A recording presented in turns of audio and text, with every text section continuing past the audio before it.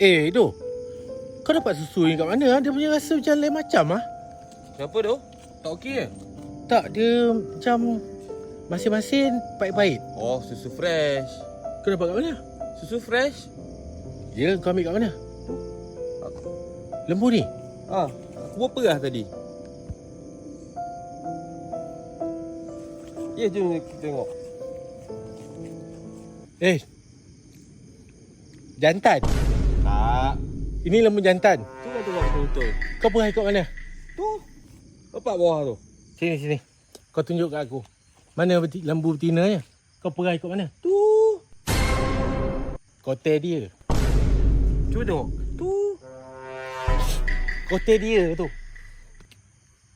Patutlah aku perah tadi mengerang tu. Bangang. Bleh.